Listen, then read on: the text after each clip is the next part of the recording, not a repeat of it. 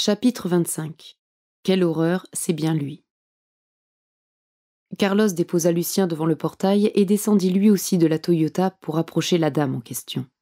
Celle-ci parut surprise de voir son patient et frappée de stupeur à la vue de Carlos. « Ah !» s'exclama-t-elle. « Eh oui, Madame Sylvan !» lança Lucien. « Ça a fait un choc, hein !»« Quoi ?» s'étonna Carlos. « Qu'est-ce que j'ai fait ? Qu'est-ce que j'ai ? Pourquoi me regardez-vous comme ça, vous aussi ?»« Rien, » s'excusa la thérapeute. « C'est lui, » se dit-elle. « Quelle horreur, c'est bien lui !» Carlos ouvrit le portail pour laisser sortir Lucien. Il le referma et s'adressa à la nouvelle venue à travers la grille. « On m'a dit que vous vous intéressez aussi à la 2712. Qu'est-ce que c'est que cette étrange affaire ? Pourquoi vous cherchez des informations sur elle ? Et pourquoi vous me regardez comme si j'étais un martien ? Si je vous le disais, vous ne... Je vous croirais pas, je sais. Ce type m'a fait la même réponse.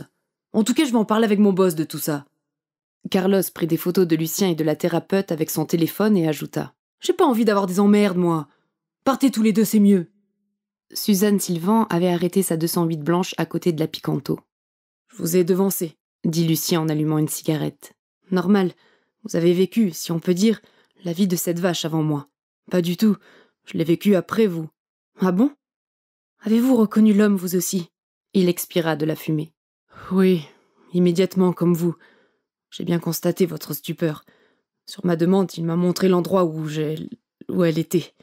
J'ai failli dire où j'étais. C'est pour vous dire avec quelle force j'ai vécu cela. Oui, je disais donc qu'il m'a permis de voir mon box. Enfin, son box. Je ne sais pas comment je ne me suis pas évanouie. Cela était exactement comme si j'y revenais. » Lucien était debout, main dans les poches, fesses sur l'aile avant gauche de sa Kia. En appui de la même façon sur sa propre voiture, elle lui faisait face, bras croisés. « Il nous arrive une bien drôle de chose, » fit-elle pensivement en se tenant le menton. « Nous avons été tous les deux la même vache. Nous avons en commun une partie particulièrement pénible, particulièrement horrible même de notre vie. Nous avons vécu dans le même corps. Sur le plan psychologique, l'expérience est... Je ne trouve pas mes mots. Il n'existe aucun équivalent. Connaître quelqu'un qui a possédé le même corps que soi, c'est juste inconcevable. D'autant plus inconcevable quand le corps en question est celui d'une vache, ajouta-t-il après avoir discrètement craché une rognure d'ongle. En plus, oui, ça ne risque pas de rendre la chose plus commune. Qu'avez-vous ressenti lorsque vous êtes retombé dans votre corps d'homme ? Moi, au moment où je me suis réveillée aux urgences, en plus d'un tas d'autres sensations, j'ai dû faire un effort que vous ne pouvez pas imaginer pour signer leur paplard pour qu'on me laisse sortir. J'avais l'impression d'avoir encore des sabots à la place des mains. Mais il m'a fallu aussi du temps pour revenir aux commandes de mon corps humain, confirma Lucien. La première minute, je crois que j'ai marché à 4 pattes pour aller me voir dans un miroir. J'avais peur de tomber, debout. C'est également ce que j'ai fait quand je suis sortie de mon lit. Ils ont dû me prendre pour une dingue, ce qui conforte le célèbre aphorisme selon lequel les psychiatres sont les plus fous ou folles. Et ils échangèrent un petit sourire. « Avez-vous des enfants ?»« Oui, 2. Pourquoi cette question ?» s'étonna-t-elle. « Parce que l'aventure a donc été bien plus folle pour moi. Contrairement à vous, je n'avais pas encore été enceinte, moi. Je n'avais pas pensé à ça. Mais puisque vous aviez déjà vécu ça 2 fois, dites-moi, c'était vraiment différent ? Je veux dire, ce que vous avez ressenti en portant des veaux au lieu des bébés. » « Non, ce n'était pas vraiment différent. Les 2 expériences ont tant de choses en commun que j'en ai été troublée. Je n'avais pas encore été enceinte, » répéta Lucien en se touchant le ventre. Elle sentit et partagea sa douleur quand il ajouta, les lèvres tremblantes. « Vous n'imaginez pas ma détresse à chaque velle ou veau qu'il me volait. J'ai souffert le martyre. » « Oui, ce que nous vivons est vraiment extraordinaire, pour ne pas dire terrifiant. Nous avons mis des veaux au monde. N'est-ce pas un sane ?» Il écrasa son mégot sur la terre du chemin. « D'autant plus lorsqu'on est un homme. En tout cas, au moins dans notre mémoire, nous avons possédé le même corps bovin et nous avons porté les mêmes enfants. Cette incroyable expérience commune nous rapproche, qu'on le veuille ou non. » Lucien murmura. « Déjà que l'éleveur me prend pour un type zarbi, comme il me l'a dit, que penserait-il de nous s'il nous entendait nous émouvoir parce que nous avons accouché des mêmes veaux ?»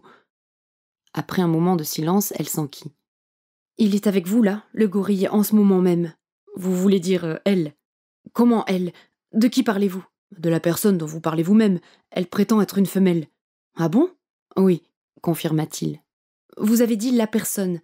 Savez-vous donc qui est derrière cette image ? Une femme ? » ?»« Oui, j'ai bien dit la personne, sans savoir s'il y a quelqu'un derrière cette image, comme vous dites. Je parlais de la femelle gorille. Je ne peux même pas dire la gorille, car notre langue est trop sexiste, en matière de gorille du moins. Vous considérez donc cet animal comme une personne? Ne l'a-t-elle pas revendiqué avec vous aussi, juste avant d'aborder le sujet des laitières? Non, je ne sais pas de quoi vous parlez. Quand elle est entrée en contact avec moi, je l'ai vue 2 secondes seulement. Puis elle a commencé par quelque chose du genre imagine-toi dans le corps d'une vache. Et ensuite, vous devez savoir, puisque vous êtes là. Elle ne vous a pas demandé de la regarder dans les yeux? Non, expliquez-moi ça. Oh, nous en reparlerons. Est-ce que... Il hésita. Oui, est-ce que quoi? L'encouragea-t-elle. Est-ce que Bélisa vous dit quelque chose? Non, pas du tout. Ah si, seulement que votre compagne m'a posé la même question. Qu'est-ce que c'est, Bélisa? Trop occupé à constater qu'il était étrangement content que Bélisa lui réservât certains privilèges dans la communication, Lucien ne répondit pas. « Je vois que vous me cachez des choses, » observa la psychiatre. « Vous avez gardé le silence quand je vous ai demandé si elle était avec vous, là, en ce moment. Non, je n'ai pas de nouvelles d'elle depuis ma mort dans l'abattoir. Vous ne voulez pas m'en dire plus au sujet de Bélisa? Non, tant pis. Dites-moi, vous avez dormi dans votre voiture pour être dans cet état, n'est-ce pas? Oui. Pourquoi? J'ai été tellement secoué par ce que j'ai vécu ici, dit-il en donnant un coup de menton en direction du portail, que j'ai eu besoin d'être seul. Je ne voulais pas répondre aux questions d'Isabelle. Il va falloir que je l'appelle, car elle doit se faire du souci. Ça ne va pas être facile. J'ai du mal à me remettre de ma mort. Moi aussi, avoua-t-elle en se touchant le cou comme pour s'assurer qu'il ne signait pas. Ce qui est fou, c'est que j'ai vécu ici en tant que vache quelques années, alors que cela n'a duré que, je ne sais pas, dans les 1 heure ou 2. Environ 1 heure ou 2 pour moi également, confirma-t-il. Vous l'avez mesuré? J'ai entreaperçu l'heure juste avant le « imagine-toi dans le corps d'une vache ». Et quand je suis redevenu Lucien, je pense de nouveau avoir vu l'horloge de mon ordinateur avant de sortir de chez moi. Mais étant donné l'état mental dans lequel j'étais, je ne sais pas vraiment si ce que je vous dis est fiable. Je me suis enfui dans l'espoir de retrouver mes esprits sans devoir affronter les questions d'Isabelle. Comment lui expliquer tout ça? Je n'avais ni la moindre idée, ni la force, ni l'envie. Je comprends. J'ai ressenti la même chose à mon réveil aux urgences. En tout cas, vous savez à présent que je ne suis pas fou. Fou, je n'utilise jamais ce mot dans mon métier. Oui, bon, vous avez deviné ce que je veux dire. Oui, oui, bien sûr. Je conviens que soit vous n'êtes pas fou, soit nous le sommes tous les deux. Bon, prenons la première hypothèse. Si nous ne sommes pas dingues, vous, la spécialiste du bocal, avez-vous une idée de ce qui nous est arrivé? Avez-vous une explication? Connaissez-vous un moyen d'agir sur un cerveau à distance? Oscillant négativement le chef, elle répondit. Non, je suis aussi perdue que vous. Aucune hypothèse à proposer. S'installa un nouveau silence durant lequel ils réfléchirent. Puis elle demanda. Qu'avez-vous fait dès que vous êtes redevenu un homme? Je veux dire, après avoir recouvré la maîtrise de votre corps humain. Je me suis débarrassé de mon blouson en cuir, ainsi que de tous mes autres objets en cuir d'ailleurs. Les avez-vous offerts à quelqu'un? Non, j'ai tout jeté. J'ai hésité, j'ai pensé à donner, mais je me suis dit que je n'avais aucun droit sur ces peaux, même pas celui de les donner. Aimeriez-vous que quelqu'un offre votre peau à qui que ce soit, vous? Vous avez raison. Comme vous, j'ai tout jeté, après avoir hésité aussi, mais pas longtemps. C'est vrai? Bien sûr. Nous avons reçu la même leçon sous forme de cette vie bovine. J'y tenais pourtant à ce blouson. Et moi, je tenais presque à tout ce que j'ai jeté. Autant j'en étais fière, autant j'en ai eu honte. Un ressenti identique pour moi. Elle changea de sujet. Vous êtes venu ici. Songez-vous à aller voir l'abattoir de Druland? J'y songe, oui, et vous? Aussi, mais je ne suis pas sûre d'en avoir le courage. De toute façon, on ne nous laissera jamais entrer. On n'est pas obligé de demander l'autorisation. Un son de notification se fit entendre dans la poche de Lucien. Il regarda son téléphone.